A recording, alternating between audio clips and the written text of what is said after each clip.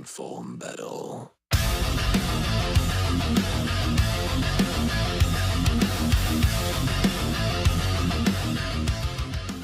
What is up, you guys, and I hope you guys are having a wonderful new year. I don't think me coming back and doing movie reviews was on your list for 2026, but you know what?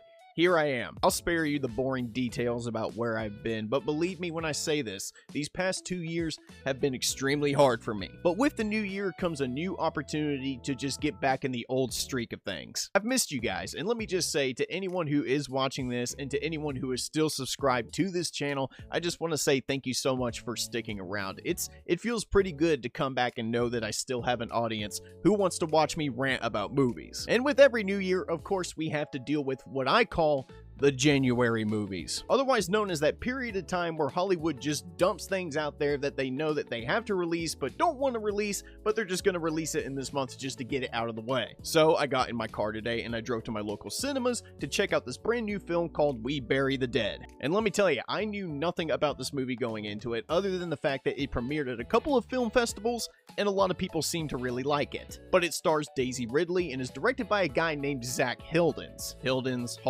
I think that's how you say it. So what is We Bury the Dead about? Well, We Bury the Dead follows a woman named Ava who, after a catastrophic disaster in Tasmania, joins a body retrieval unit to go clean up the mess. But she has other plans as she strikes off to find her missing husband, even though the dead are starting to rise, and they are getting very, very aggressive.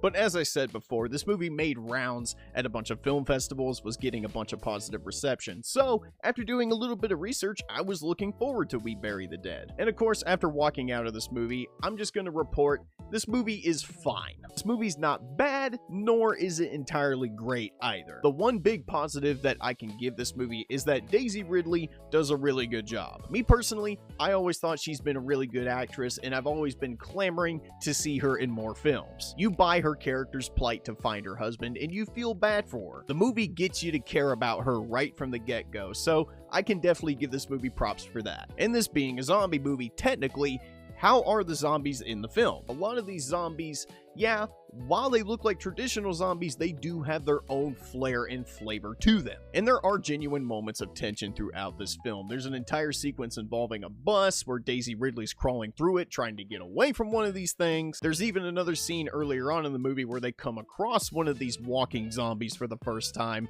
And when you see this thing, you are right there with the characters. You're like, holy crap. And then later on in the movie, there's an entire sequence where Daisy Ridley is being chased through a house by a crazed madman. This kind of ties up the point that there are genuine attempts at tension in this film. But unfortunately, there is just not enough, as the rest of this movie just kind of drags. It gets really boring at certain points in this film, especially around like the midpoint of the film. The first half of this movie is just about establishing what Daisy Ridley is doing and what she's ultimately here to do. But that middle part of this film is just a slog to get through. It's like this movie can't decide if it wants to be a zombie survival thriller or some kind of art house film talking about themes of grieving and moving on. So it just decided, screw it, we're going to combine the two into this crazy Frankenstein of a film that tries to do both, but ultimately just doesn't do much. And there's also just some really confusing aspects about the lore of these zombies and how they work. Like, they establish earlier on in the movie that not every corpse that the characters come across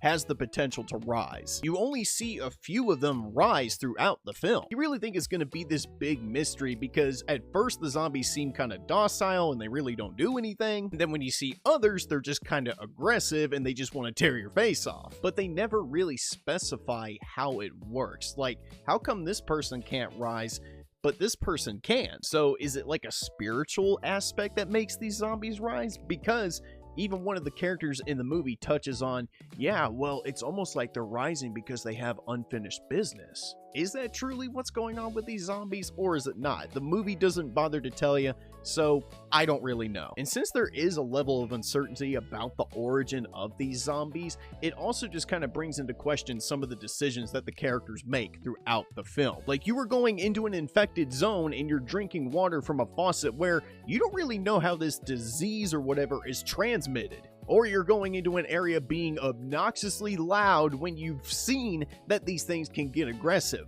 Why would you risk that? And then Daisy Ridley's main friend, I can't pronounce the actor's last name, so I'm not even going to attempt to. He just kind of fucks off halfway through the movie. And then at the end of the movie, reappears. It's like, dude, where did you go for the past 30 minutes? The movie's just like, don't worry about it. Those few little problems that I just mentioned combined with the pacing of this movie just makes We Bury the Dead kinda dull. The few moments of tension and genuine scares are just not enough to prop this movie up in my eyes. Like I said, there are genuine moments with Daisy Ridley and you feel for her character, and this movie does have an underlying theme about grief and learning to move on, and as someone who's been dealing with a lot of grief and trying to move on these past 2 years, I can relate to that. But like I said, those few moments of goodness are just not enough in my eyes. We Bury the Dead is not going to do anything to redefine the zombie genre, nor is it something that I think I'm going to revisit when it eventually comes out on Blu-ray or streaming or whatever. In the end, We Bury the Dead is just kind of meh. Like I said, not terrible, not overwhelmingly great either. Those few genuine moments of tension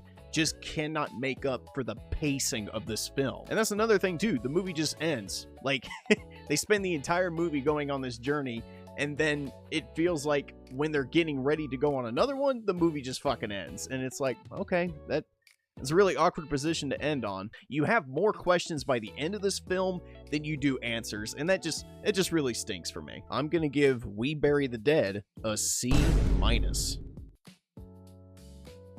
Your movie has to be paced well, because if it's not paced well and it feels like it's not really going anywhere, you're gonna lose your audience. And unfortunately, this movie just did not get me the way it probably should have. All right, I hope you guys enjoyed this. This was kind of awkward to film, so if at any point during this video you kind of rolled your eyes or, you know, just kind of felt a little annoyed if I said anything or like repeated anything that I might have already said previously, I do apologize. This is the first review I've done in a very long time, so trying to get back into the swing of things, it's going to take a while. 2024 and 2025 they were just really hard years, and you know, there were multiple times where I really wanted to come back and I just did not have the will or the drive to do so. But anyway, drop a like, leave a comment, and subscribe if you're new. And as always, I am Full Metal Critic. I'm saying peace, and I will see you guys in the next review. Peace out, everybody.